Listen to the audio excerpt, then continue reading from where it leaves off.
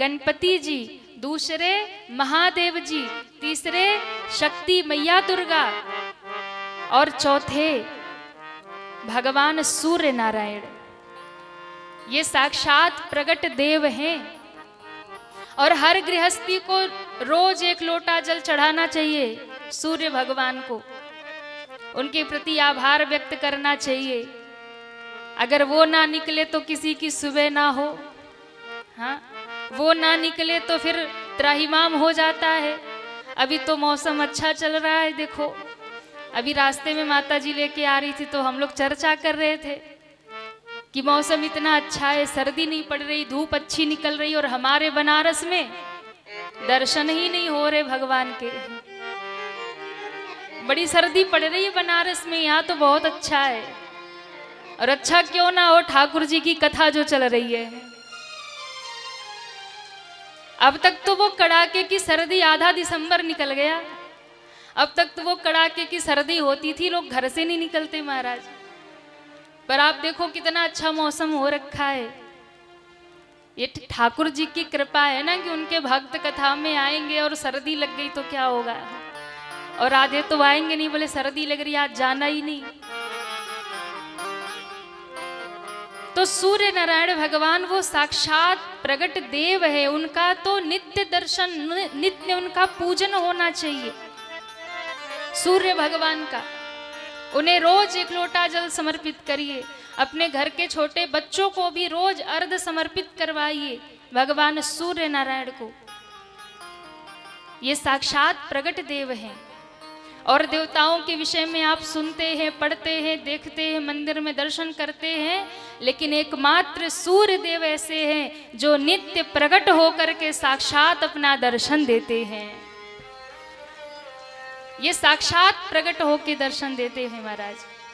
तो ऐसे सूर्य भगवान की उपासना और पांचवें भगवान नारायण का पूजन। कितने हो गए, याद हो गया?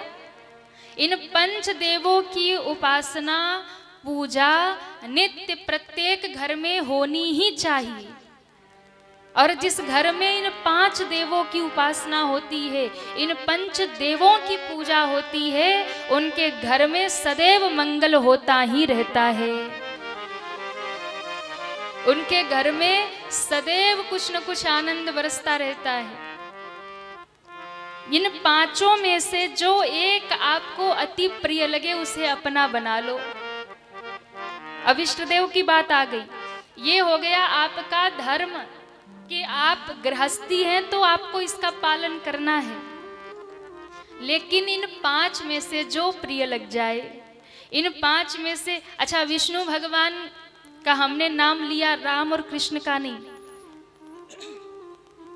तो अब ये मत समझ लेना कि राम और कृष्ण पंचदेवों में नहीं है। नारायण का मैंने नाम लिया ना, नारायण में भी राम भी आ गए और कृष्ण भी आ गए। तो चाहे नारायण को मानिए या राम या कृष्ण को मानिए, बात एक ही है, वैष्णव आप हो गए। तो इसलिए इन पांच देवों में से जो एक आपको अच्छा लग जाए, आपको प्रिय लग जाए, चाहे नारायण भगवान, और नारायण में आए तो राम या कृष्ण, एक को अपना मान लो, या गणपति जी को अपना मान लो, या फिर आप महादेव जी को अपना मान लो, या फिर मैया दुर्गा को अपना मानो। किसी एक को अपना मानिए और उस एक के सहारे हो जाइए, उस एक के चरणों में समर्पित हो जाइए, उस एक को अपना सर्वस्व समर्पित कर दीजिए। फिर जीवन में दुख आए, सुख आए, अच्छा हो बुरा हो, हम नहीं जानते, वो तो जिसको सौंप दिया हाथ में वो जानता है। इसलिए इन पंच देवों में से किसी एक को अपना बना लीजिए, किसी एक को अपना मान लीजिए, और जिसे अपना मानिए उसे अपना सर्वस्व समर्पित कर दीजिए। दुख भी सुख भी अपना सब कुछ, जो भी कहना हो उनसे कहो। जहां भी देखो उन्हीं को देखो। अब मान लो यदि आपने शिव को मान लिया, हनुमान जी के भी मंदिर जाओ, दुर्गा जी के भी मंदिर जाओ, नारायण के भी मंदिर जाओ, राम जी के भी मंदिर जाओ, कृष्ण के भी मंदिर जाओ, हर जगह जाओ, लेकिन सब में एकमात्र अपने महादेव को ही देखो। ये आपकी अनन्यता है, ये आपकी भक्ति है। सब में केवल एक का दर्शन करो, आपकी भक्ति भंग नहीं होगी, आपकी अनन्यता भंग नहीं होगी। यहाँ पे अनन्यता का अर्थ है न अन्य, केवल एक, दूसरा और कोई नहीं। पर कई बार लोग इस अर्थ को अपने तरीके से समझ लेते कि एक को मान लिया, अब हम दूसरे को प्रणाम नहीं करेंगे, हम इनको मानते तो उनकी कथा सुनेंगे और किसी की कथा नहीं सुनेंगे, फिर यहाँ गड़बड़ हो जाएगी। नहीं, एक में समर्पित होना है, पर मानना सबको है। यही सनातन सिखाता है, यही सनातन का मूल है कि आपको अनेक में भी एक का ही दर्शन करना है। मुझे दे दर्शन गिरधारी रे, हो तेरी सावरी सुरतिया पेवारी रे, हो मुझे दे दर्शन गिरधारी रे, तेरी सावरी सुरतिया पेवारी रे, हो मुझे दे दर्शन गिरधारी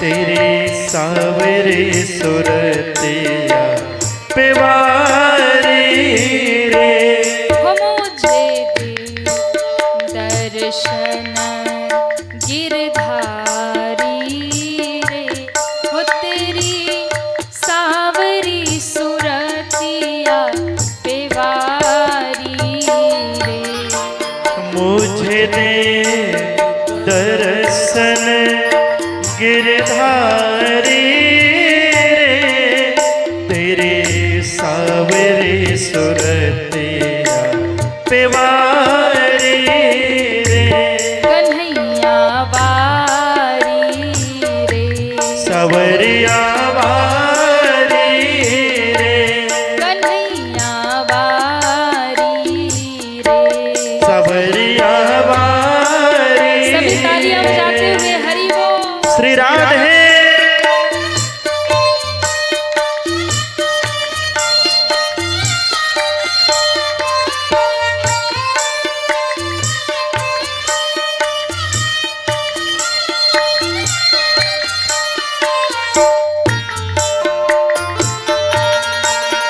हरि बोल।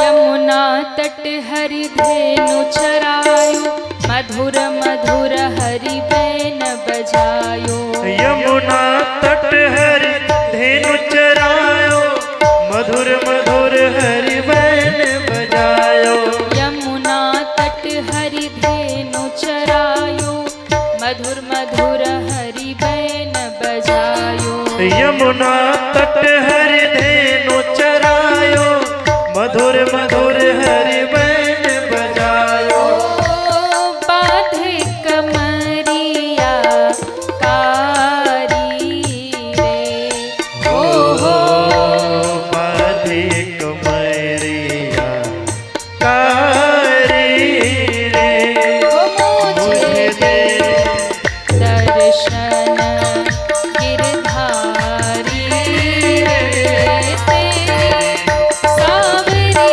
सुरतिया पेवारी रे, मुझे दे दर्शन गिरधारी रे, तेरी तेरी सुरतिया पेवारी रे कन्हैया वारी रे सावरिया वारी श्री राधे। रे। जय हो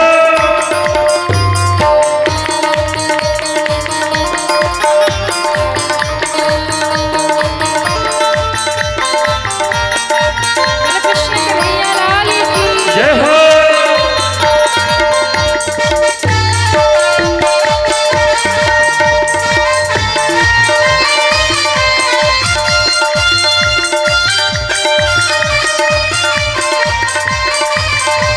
श्री राधे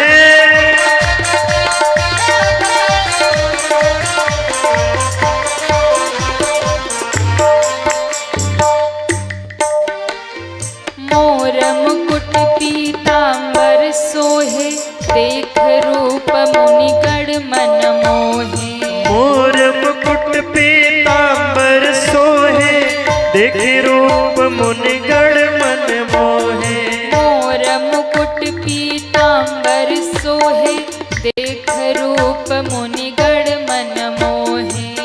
मोर मुकुट पीतांबर सोहे देखी रूप मुनिगण मन मोहे। ओ कुंडल की छवि प्यारी रे हो कुंडल की छवि प्यारी रे हो मुझे दे दर्शन गिरधारी रे तेरी सावरी सुरतिया तेवारी रे हो मुझे दे दर्शन गिरधारी रे तेरी सावरी सुरतिया पेवारी रे। यदि किसी का नृत्य का मन है तो खड़े भी हो सकते, कोई प्रतिबंध नहीं है। हरि बोल। जय हो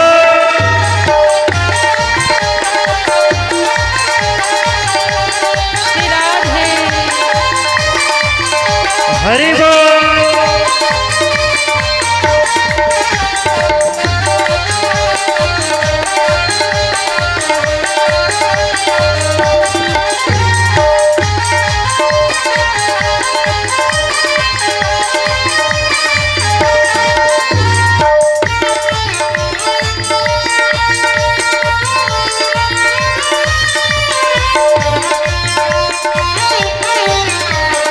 श्री राधे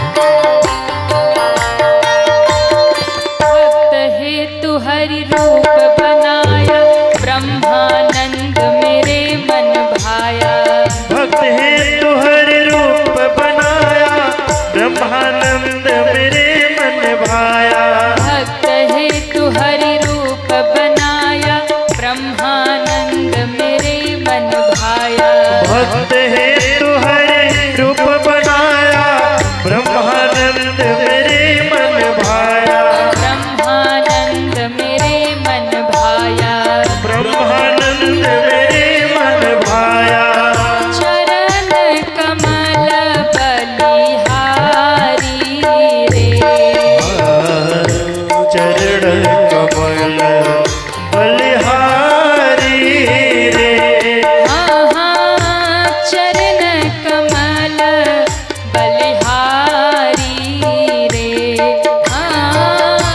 चरण कमल बलिहारी रे, हो मुझे दे दर्शन गिरधारी रे, तेरी सांवरी सुरतिया देवारी रे, हो मुझे तेरी दे दर्शन गिरधारी रे, तेरी सावरी सुरतिया बेवारी रे, कन्हैया वारी रे, कन्हैया वारी रे, सवरिया वारी रे, सवरिया वारी रे, कन्हैया वारी रे, कन्हैया वारी रे, सवरिया वारी रे,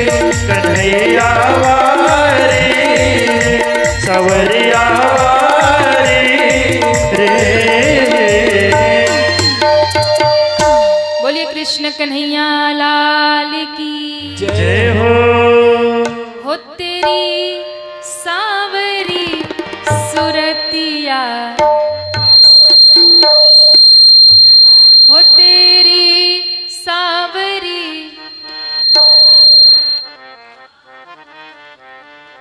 हो मुझे दे दर्शन गिरधारी, हो तेरी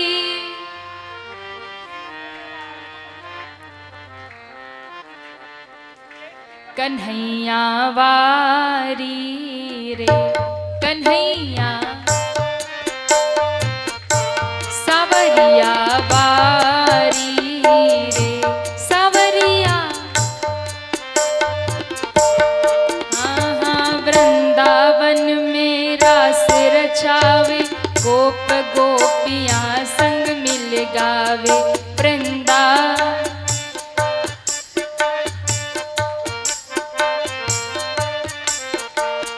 वृंदावन में गोप गोपियाँ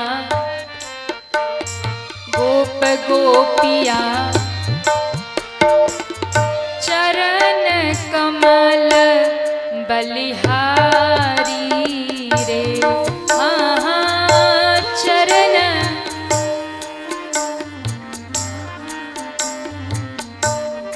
हो चरण कमल, दोनों हाथ उठा के मुझे दे दर्शन हरी रे, हो तेरी सांवरी सुरतिया पे वारी रे, कन्हैया सावरिया सावरिया, हो मुझे दे दर्शन, हो तेरी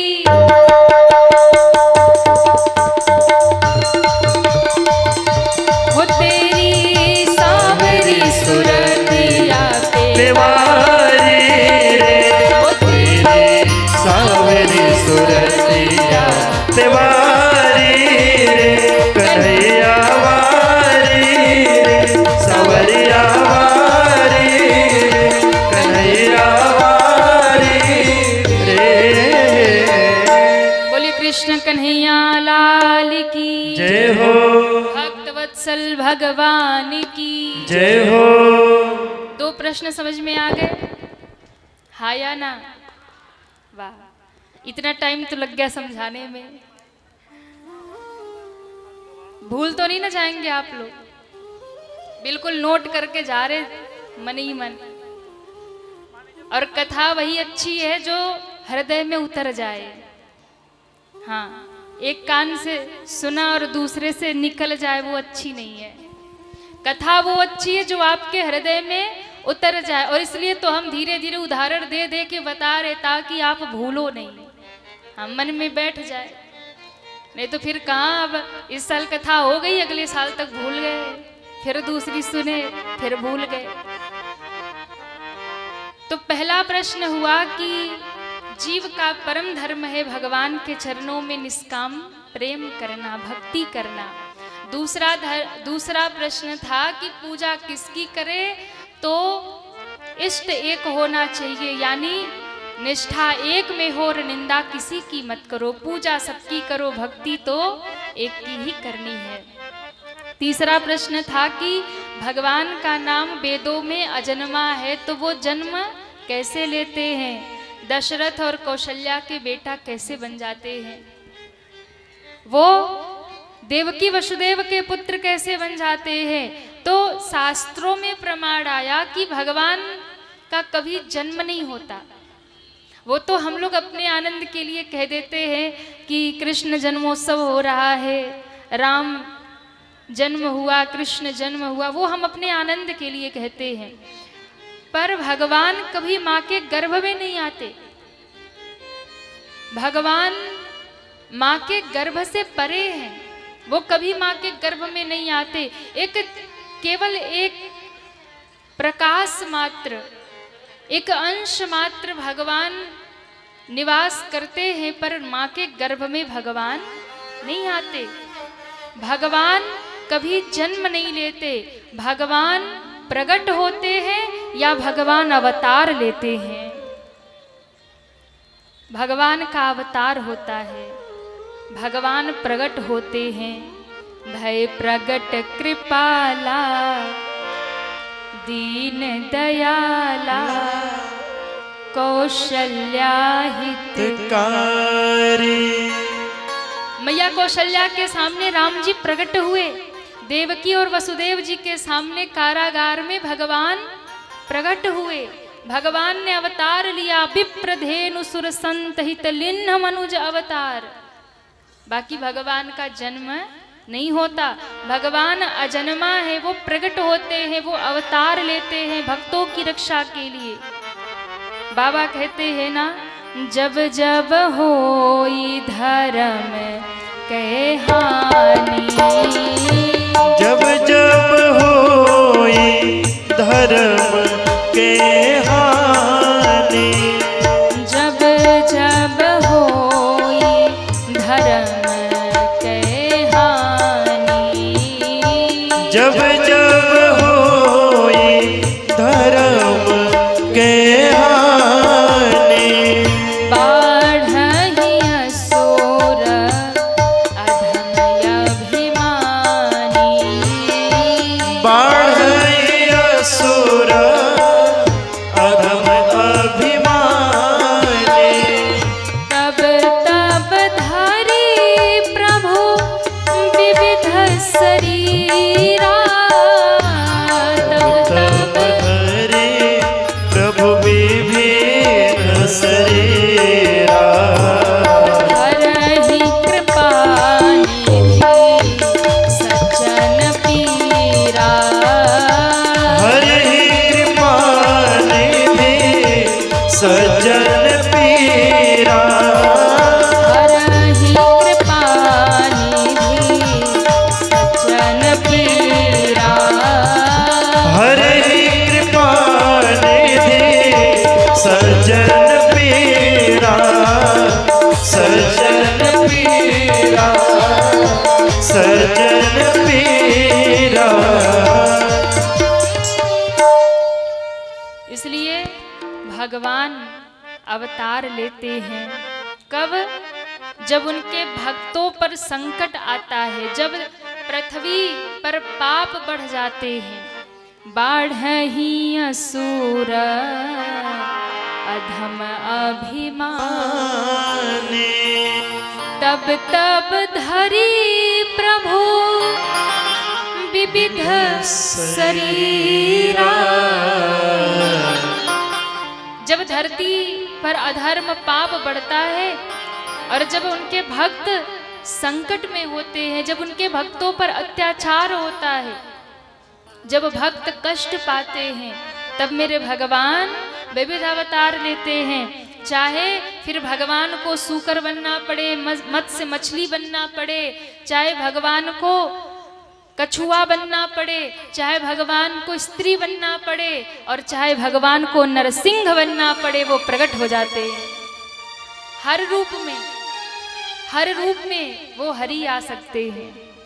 इसलिए हर में हरि का दर्शन करिए, ना जाने किस रूप में नारायण मिल जाए। हाँ, हर एक पशु में, हर एक पक्षी में हरि का दर्शन करिए। यही सनातन धर्म सिखाता है। यहाँ कोई त्याज्य नहीं है, यहाँ कोई ऊंचा और नीचा नहीं है, यहाँ हर के भीतर हरि बसते हैं। इसलिए हर में हरि का दर्शन करो, यही शास्त्र कहता है। तो मेरे भगवान तब तब धरी प्रभु विविध शरीरा, हरहि कृपा निधि सज्जन पीरा। भगवान अनेक रूप धर करके अपने भक्तों की रक्षा करते हैं महाराज। इसलिए भगवान का कभी भी जन्म नहीं होता, भगवान का अवतार होता है। चौथा प्रश्न किया कि भगवान के प्रमाणिक अवतार कितने हैं? प्रमाणिक अवतार कोई कहता है 10 है, कोई कहता है 20 है, कोई कहता है 24 है, पर शास्त्र में प्रमाण क्या है? प्रमाणिक अवतार कितने हैं? बता दे कि रहने दे? बता दे। भगवान के प्रमाणिक अवतार हैं 24। कितने अवतार हैं? 24। जिसमें भगवान का जो पहला अवतार है वो है सनत, सनंदन, सनातन और सनत कुमार। पहला अवतार ब्रह्मा जी के मानस पुत्र बन करके ये 4 कुमार जो प्रकट हुए वे नारायण के अवतार हैं। भगवान का दूसरा अवतार है नारद जी का अवतार। नारद जी भी भगवान के अवतार है। भगवान का तीसरा अवतार है वाराह अवतार, भगवान शूकर बन के प्रकट हुए। भगवान का चौथा अवतार है नर और नारायण, जो भगवान कृष्ण और अर्जुन बने। ये वही नर और नारायण है जो भगवान के चौथे अवतार है। भगवान का 5वां अवतार है कपिल अवतार। भगवान का 6वां अवतार है दैत्य भगवान। भगवान का 7वां अवतार है यज्ञ अवतार, यानी जो यज्ञ है ना वो भी भगवान नारायण ही है। तो 7वां अवतार है यज्ञ भगवान। 8वां अवतार है ऋषभ भगवान। 9वां अवतार है पृथु भगवान, जिनके नाम पर धरती का नाम पृथ्वी पड़ा है। 10वां भगवान का अवतार है मत्स्य अवतार, भगवान मछली बने। 11वां अवतार है कच्छप अवतार, भगवान कछुआ बने। 12वां अवतार है भगवान का मोहिनी अवतार। भगवान जब विष और अमृत का बंटवारा करना था तो मोहिनी बने। 13वां अवतार भगवान का है नरसिंह अवतार, जो भक्त प्रहलाद के लिए प्रभु ने धारण किया। 14वां भगवान का अवतार है धन्वंतरी अवतार। 15वां भगवान का अवतार है श्री 52 अवतार, जिन्होंने राजा बलि से 3 पग भूमि मांगा और सब कुछ लूट लिया। ये 52 भगवान जो छल करने राजा बलि के द्वार पर गए थे। 16वां भगवान का अवतार है परशुराम अवतार। भगवान परशुराम भी भगवान के ही अवतार हैं। भगवान का 17वां अवतार है व्यासा अवतार, श्री व्यास जी महाराज, जिन्होंने भागवत 18 पुराण की रचना की, 1 वेद के 4 वेद किए। ऐसे व्यास जी महाराज भी भगवान के ही अवतार है। 18वां भगवान का अवतार है रामा अवतार। 19वां अवतार है श्री बलराम जी महाराज, जो भगवान कृष्ण के बड़े भैया है। 20वां अवतार है भगवान कृष्ण का अवतार। 21वां अवतार है हरि अवतार। 22वां अवतार है अंशा अवतार। 23वां है श्री बुद्धा अवतार, भगवान बुद्ध जो कलयुग में आए, और 24वां अवतार है कल्कि अवतार जो अभी होने वाला है। बोलिए नारायण भगवान की जय हो। तो 24वां अभी कल्कि अवतार भगवान का होने वाला है। तो ऐसे भगवान के जो प्रमाणिक अवतार है वो 24 अवतार बताए गए। इसके बाद में जो दो प्रश्न किया था कि शास्त्रों का सार क्या है और भगवान के जाने के बाद धर्म किसकी शरण में गया, इन दो प्रश्नों के उत्तर में पूरी भागवत सुना दी। बोलिए भागवत महापुराण की जय हो। अब बड़ी सुंदर कथा आती है कि व्यास जी महाराज जब सुखदेव जी का अवतार हुआ और वो वन में जाकर ध्यान में लीन हो गए, श्री व्यास जी बड़े दुखी रहते थे और उदास रहते थे। और जब व्यास जी बहुत दुखी रहते और उदास रहते, तब एक दिन नारद जी का आगमन होता है। श्री नारद जी का जब आगमन हुआ तो नारद जी ने पूछा कि हे व्यास जी, आप इतने उदास क्यों हैं? व्यास जी ने कहा, महाराज मेरे मन में बड़ी अशांति है। अशांति का कारण? बोले ये तो मुझे भी नहीं पता है। मैंने 17 पुराण की रचना कर दी, 1,00,000 श्लोकों वाला महाभारत लिख दिया, एक वेद था उसके भाग विभाजित करके एक वेद को 4 कर दिया, 4 भाग कर दिया, गीता लिख दिया, ब्रह्मसूत्र लिख दिया, उपनिषद लिख दिया, शास्त्र लिख दिए, पर फिर भी मेरा मन बड़ा अशांत है, मन को मेरे शांति नहीं है।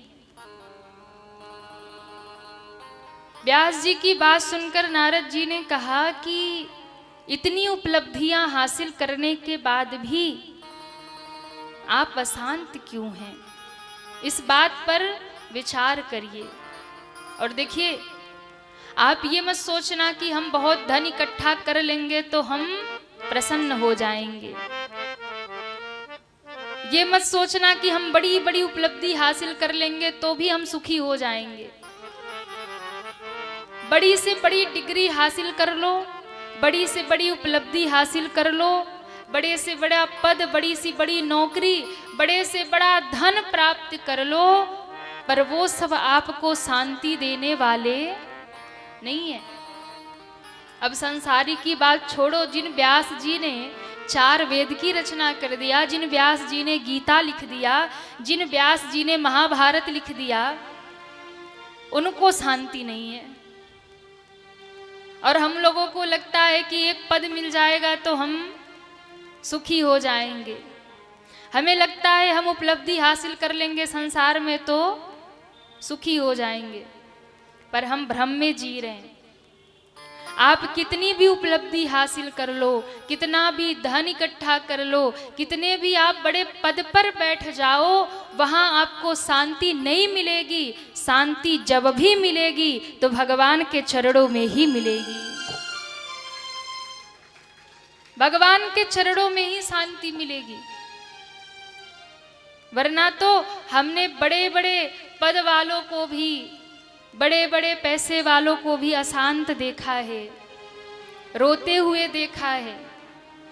उनके जीवन में सब कुछ है पर मन की शांति ही नहीं है। बहुत पैसा होगा तो आप बहुत बड़ी बिल्डिंग बनवा लोगे, बहुत पैसा होगा तो बहुत नौकर चाकर लगा लोगे, बहुत पैसा होगा तो बड़ी बड़ी गाड़ियां खरीद लोगे, बहुत पैसा होगा तो महंगे से महंगा गद्दा भी खरीद लाओगे। पर भैया नींद कहाँ से लाओगे? बड़े से बड़ा महल बनवा लोगे पर उसमें सुख और चैन कहाँ से खरीद कर लाओगे? इस संसार में हर चीज पैसे से नहीं मिलता। आप सोचो कि हमने बहुत धन इकट्ठा कर लिया तो हम दुनिया में सब कर लेंगे। आप सोचो कि हम बहुत धनवान हो जाएंगे तो हम दुनिया में सब कुछ पा लेंगे, पर ध्यान रखिएगा, आप कितना भी संसार में सब कुछ इकट्ठा कर लो, यदि आपके जीवन में भगवत भजन नहीं है तो मन की शांति आपको दुनिया में कहीं नहीं मिलने वाली, कहीं भी नहीं मिलेगी। अच्छा विचार करिए, 3 घंटा आप कथा में बैठते हैं, शांति मिलती है कि नहीं? किसको किसको मिलती है? एक भी हाथ नीचे नहीं है। ऐसी शांति घर में मिलती है? अच्छा यहाँ तो नीचे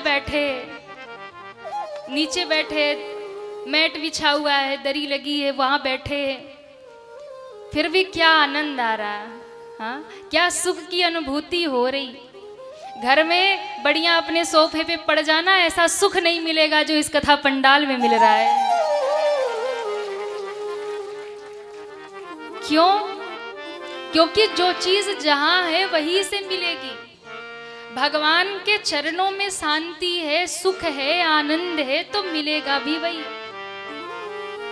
आप लाख प्रयास कर लो कि दुनिया में ढूंढ लेंगे मिल जाएगा, तो दुनिया में नहीं मिलेगा। सब मिल जाएगा दुनिया में, लेकिन एकमात्र सुख, चैन, सुकून, आनंद अगर कहीं मिलेगा तो वो केवल और केवल भगवान के ही चरणों में मिलेगा। इसलिए चाहे जितना दौड़ना है दौड़ लो, जितना भागना है भाग लो, जो भी करना है कर लो, क्योंकि लौट करके तो भैया अंत में सबको यही आना पड़ेगा। अंत में लौट कर यही, यहां से बच के कहां जाओगे? कहीं और मिलेगा ही नहीं सुकून, कहीं और मिलेगी ही नहीं शांति। जो भगवत कथा में है, जो भगवत भजन में आनंद, वो कहीं दुनिया में नहीं मिलेगा। व्यास जी कह रहे हैं कि मेरे मन को अशांति है, शांत नहीं है मेरा मन। नारद जी ने कहा कि आपके मन को अशांति इसीलिए क्योंकि आपने सत्संग नहीं किया, आपने संतों का संग नहीं किया, इसलिए आप संतों का संग करो। अरे नारद जी कहते हैं संत कृपा भगवंत कृपा से भी बड़ी होती है। संत जिस पर कृपा कर दे तो भगवान को तो कृपा करना ही पड़ता है। इसलिए जो संतों का संग करेगा, जो सत्संग करेगा, जीवन में शांति उसी के आएगी। व्यास जी ने कहा तो किसी को शांति मिली है आज तक सत्संग से, संतों के संग से? नारद जी ने कहा प्रमाण तो आपके सामने ही है। एक बात बताओ, आप बीती बताऊं कि जगत बीती बताऊं? व्यास जी ने कहा जगत बीती तो सब बताते हैं, तुम आप बीती बताओ, अपनी बताओ। नारद जी ने अपने पूर्व जन्म की कथा सुनाई। नारद जी ने कहा हे व्यास जी, ये जो आपके सामने देव ऋषि नारद खड़े हैं ना, ये कोई देव ऋषि नारद नहीं थे। मैं कोई देव ऋषि नारद नहीं था। कौन थे आप? पूर्व जन्म में मैं एक नौकरानी का बेटा था। मैं एक नौकरानी का बेटा था। मेरी माँ दूसरों के घर में जाके काम करती थी, सेवा करती थी, और उसी से जो कुछ मिल जाए घर का काम चलता था। मैं एक दासी का बेटा, मैं एक नौकरानी का बेटा, तो तुम देव ऋषि नारद कैसे बन गए? कहा सुनो तो, ये सत्संग की महिमा है, ये सद्गुरु की महिमा है, ये संतों की महिमा है। कोई सच्चा संत आपको जीवन में मिल जाए ना, कोई सच्चा सद्गुरु आपको जीवन में मिल जाए ना, उसके चरण पकड़ लेना, क्योंकि उसके चरण पकड़ लोगे तो वो हरि से मिला देगा, प्रभु तक पहुंचा देगा। नारद जी कहते हैं मैं एक दासी का बेटा और इतना अभागा मेरा जब जन्म हुआ ना तो मेरे पिता की मौत हो गई। इतना भागा, जन्म लेते ही पिता चले गए, पिता की मौत हो गई। दुनिया के लोगों ने कहा कि जन्म लेते पिता को खा गया।